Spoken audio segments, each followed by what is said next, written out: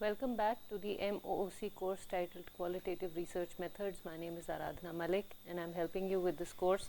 And we've covered what qualitative research is, we've covered the paradigms and perspectives, we've covered the strategies of inquiry.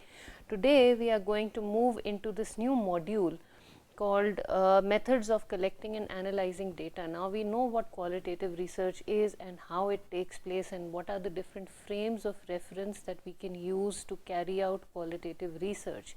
Now let's see how we can actually go into the field and start collecting data. We'll talk about the different ways of collecting data, analyzing data, etc. in this module. Okay, so methods of collecting. The first method that we will talk about in this series of lectures is observation, and this is again from a paper by Angrosino and Mays de Perez from the book called Handbook of Qualitative Research Methods edited by Denson and Lincoln. This is the book that I've shown you many times early on, and this is their take on what observation is. Anyone who has gone into the field knows what observation is. So let's just start with the assumptions. Now observations, when we talk about observation, we assume a few things. We start with some basic premises. The first assumption here is that observation is the fundamental base of all research methods in the social sciences. Fundamental, it is where any kind of research in the social sciences takes place. So it is the very basic, very rudimentary, the first the first strategy, the first method that we use for data collection is observation. We see what there is to see. Observations are usually rendered as descriptions. So what do we do after we see and observe something? We purposefully notice, direct our attention to the object of our research, and then we describe whatever it is that we are attending to. We describe whatever it is that we have focused our attention on. Then the third assumption is that observers try and maintain objectivity as far as possible. So observers try and cover as many aspects of the observed, and the assumption here is that observers never become a part of the situation that they are observing, even if they participate to understand it better.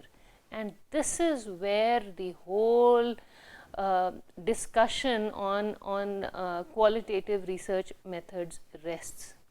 Critics say, and qualitative researchers accept, that as hard as we may try, it is impossible to observe the situation or phenomenon objectively, because the observer is influenced by the observed and the observed is influenced by the observer.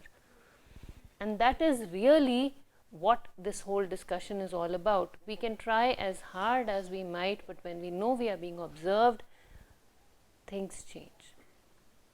Now, for example, there is a very classic problem in physics, and that is the double slit experiment in quantum physics. I do not have the time or the permission to show this whole thing to you, but and I have provided the links here, there is a movie called What the Bleep Do We Know About the Rabbit Hole, and the second link here is from that movie. And the premise of this, and the first one is Dr. Tom Campbell's explanation of the double slit experiment, which is available at this link, so you can watch it yourself.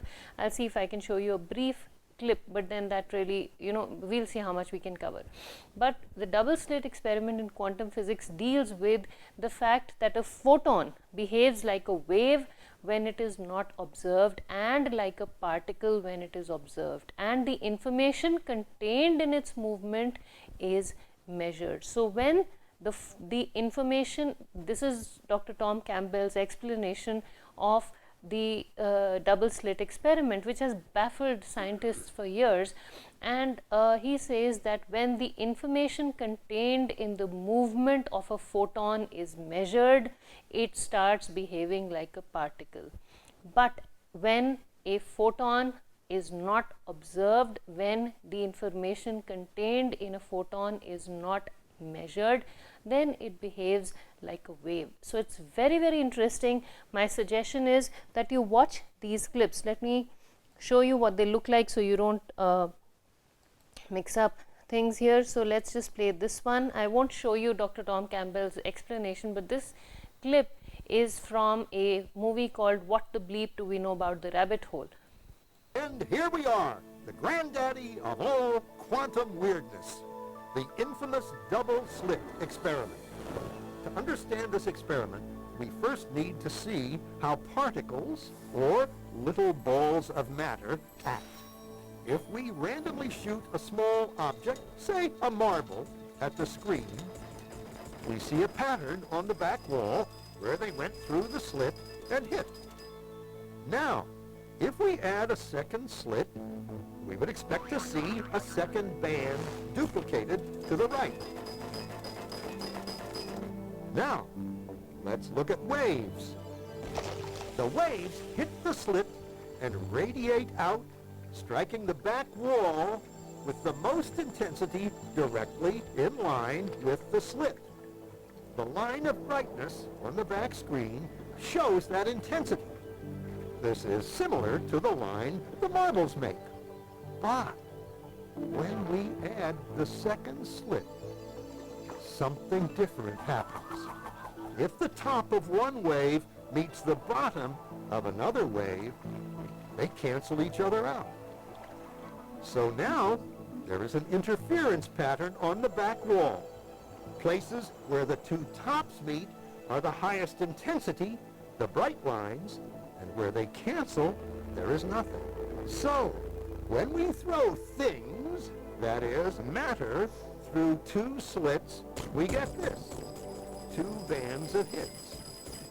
And with waves, we get an interference pattern of many bands.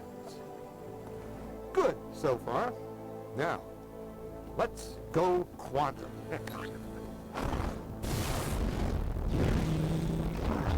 An electron is a tiny, tiny bit of matter, like a tiny marble. Let's fire a stream through one slit. It behaves just like the marble, a single band. So, if we shoot these tiny bits through two slits, we should get, like the marbles, two bands. What? An interference pattern. We fired electrons, tiny bits of matter, through. But we get a pattern like waves, not like little marbles. How? How could pieces of matter create an interference pattern like a wave? It doesn't make sense. But physicists are clever. They thought, maybe those little balls are bouncing off each other and creating that pattern. So, they decide to shoot electrons through one at a time. There is no way they could interfere with each other. But after an hour of this, the same interference pattern has seemed to emerge. The conclusion is inescapable. The single electron leaves as a particle, becomes a wave of potentials, goes through both slits, and interferes with itself to hit the wall like a particle.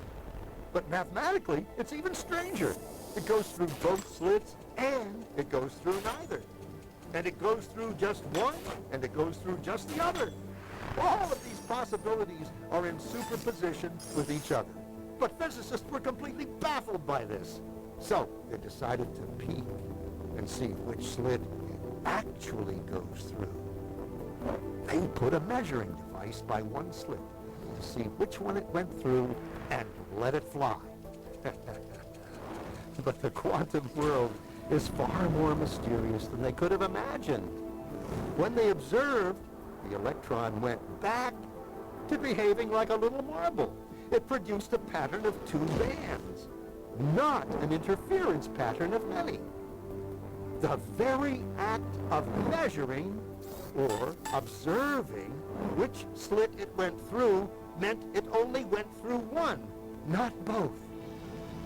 The electron decided to act differently, as though it was aware it was being watched.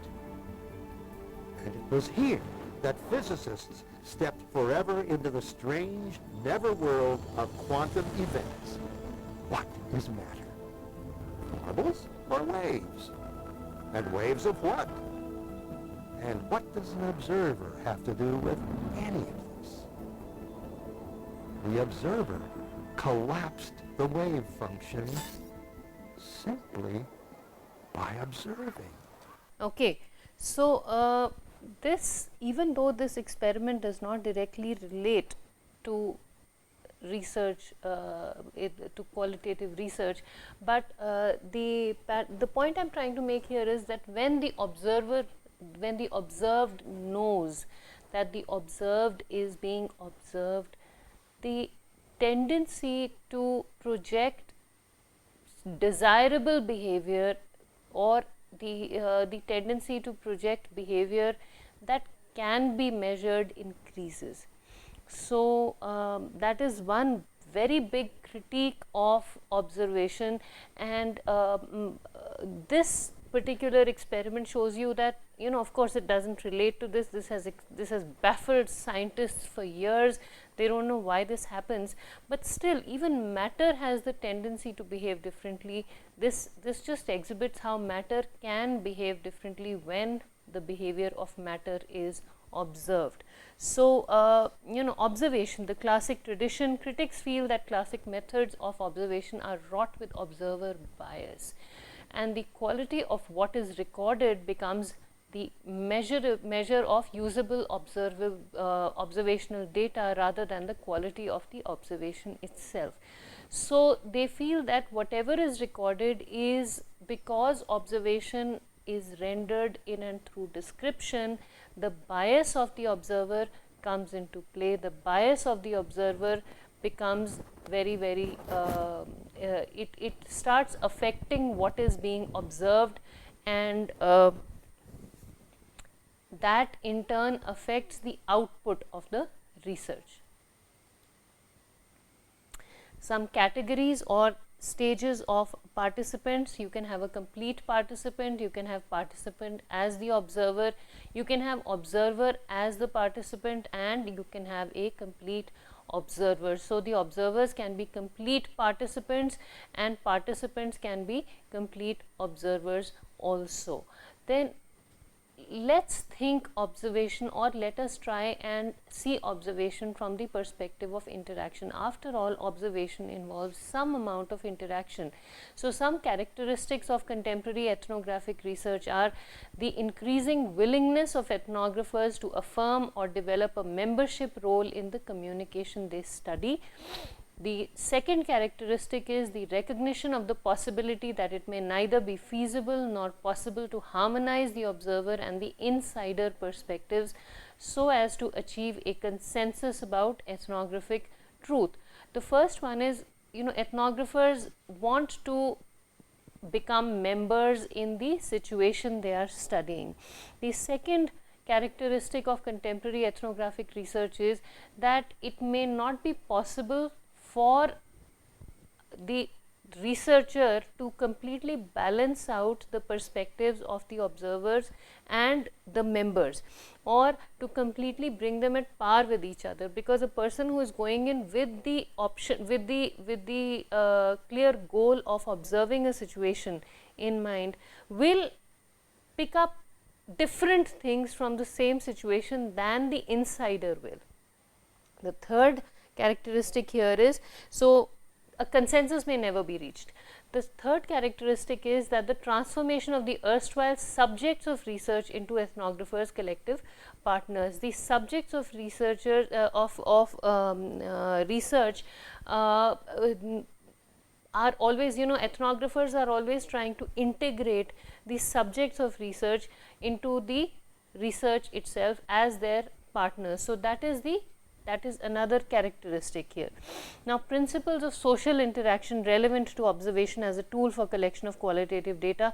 The first principle here is conscious adoption of a situational identity. The researcher assumes a specific identity in the situation. So they try and find out what kind of which role they will play, whether they'll be participant, whether they'll not be a participant, just an observer, what kind of role are they going to play in the research.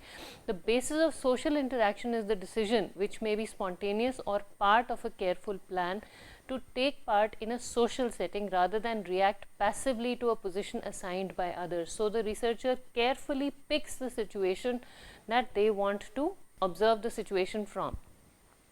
Problem with this is that there is a very thin line between participant observation, which means you're participating but still you're constantly filtering out things that may not be relevant to your research, and the actual involvement where you become a member.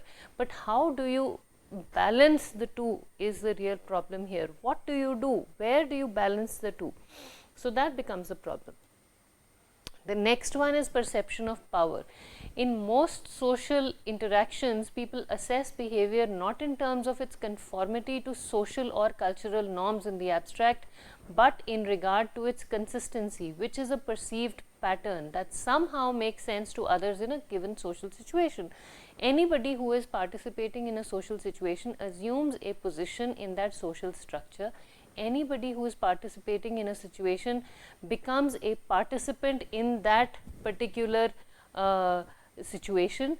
Anybody who is participating knows where they stand, and the others in that social situation also know where they stand. So there is a perception of power. There is, you know where, not really power, but your exact location in that social environment. This principle discusses the difference between ideal and real culture. Ideally, I would like to be on the fringes, I would like to do this, I would not like to do this, but because of the social dynamics, the way the interaction is structured in the social situation, my position is determined by a lot of factors as a researcher. No set norms are followed in a culture. There are deviations as a culture lives and progresses. So when researchers try to find out the ideal or a representative, that they could end up constructing a virtual community. I would like to do this, big deal. So I would like to do it, but then will the social environment allow me to do whatever I would like to do?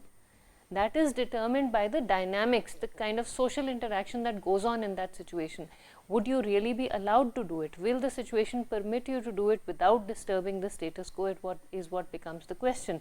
If we stay very stuck on, as researchers, if we are very, very firm about we are not very adaptable as to where our position will be, then we are not really observing a real situation. We are creating a virtual situation, the ideal situation for observation of something that we would like to do. And this is the problem that crops up when people go in with this very explicit motive of observing something with a very clear closed-ended questionnaire in hand. We'll discuss interviewing also, and we'll realize that open-ended questions, an unstructured questionnaire is most useful in observational settings, where you have some idea of where you're going, but you sort of observe things as they go on. Observation means that there is no real structure, it's exploratory. The purpose is to find out what is there. It's not, okay, I'm going in, I want to pick this and fit it into a particular category. No, I'll go in and see, and then I'll draw a category around it if required. Gender may influence this. Now we'll talk about this even when we talk about interviewing. The gender of the person observing is likely to influence what is and can be observed. Availability of observation opportunities to male and female observers will differ from situation to situation. You want to see children playing in a school, you just want to see how children behave in a preschool. Women will be preferred more in that situation. Let's be honest about it. People are, children get scared when they see tall men with, big mustaches. They may get scared, but women are like, they are like mother figures, so they'll just, even if you don't interact with them, the female observers will have a better, they'll have an advantage over male observers if they want to observe children in a school. Similarly, if we want to know how, say, if we want to observe the living conditions of our defense forces, for example, in the field, men will be preferred more because there are men all around. So they are not, they don't stand out. So male observers can just go in and the rugged conditions, and whereas a woman suddenly appearing in the middle of 100 soldiers, their eyes will be riveted to the woman, and the woman, poor thing, will not be able to observe things in their natural setting because suddenly somebody new has come.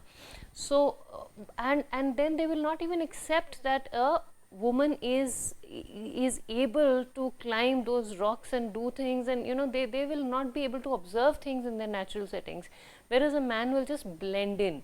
So these are the opportunity will not be there, and the observed will be very, very significantly affected by the observer. So that makes a difference. I mean, we may say everything, the world is equal, but then these differences really make a, these things really make a difference to how things are perceived by the observed also, because the observed is not oblivious to what is going on around him or her. Interpretations will vary. So in a completely male dominated profession, a female observer's interpretations of a male dominated situation will be very different.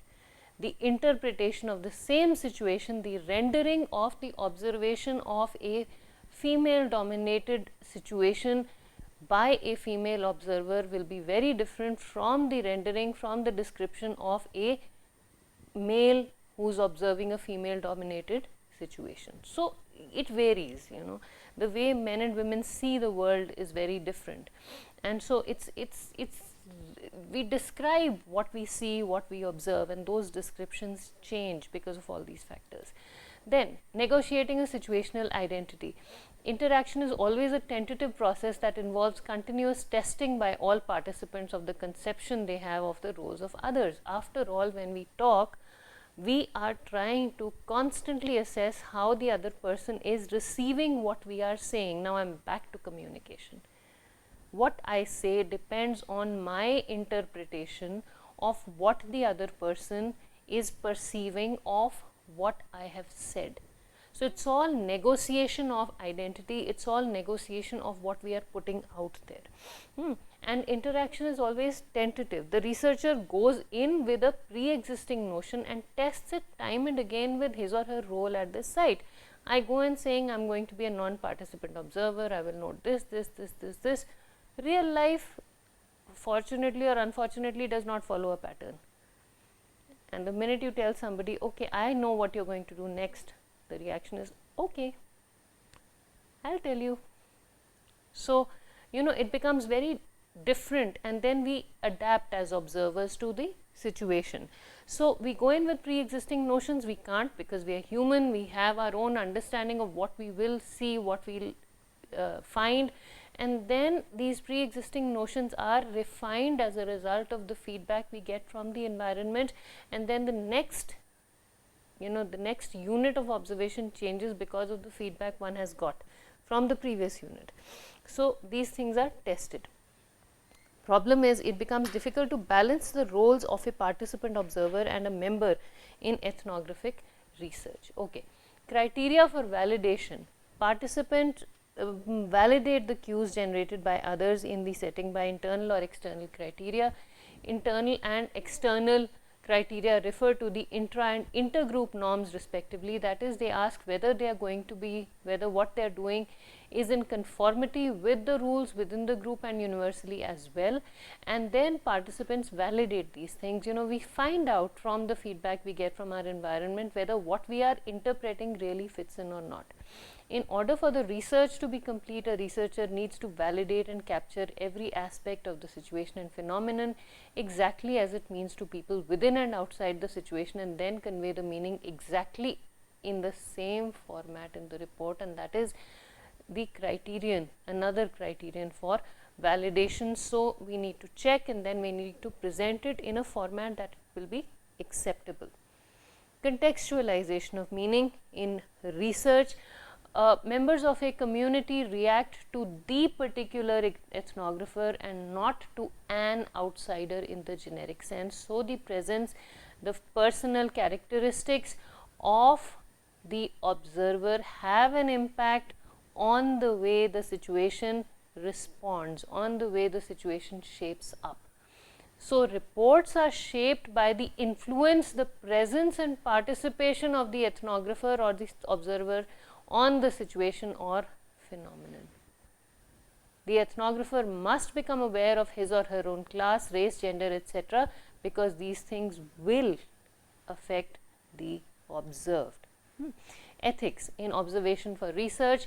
The primary thing that we must be concerned about is that the means will not cause more harm than necessary to achieve the value. Whatever we do will not affect the situation more than it has to. It should be no less harmful. A way exists at present to protect the value, and the means to achieve the value will not undermine it. And I think that is all we have time for in this lecture. We will continue with this in the next class. Thank you very much for listening.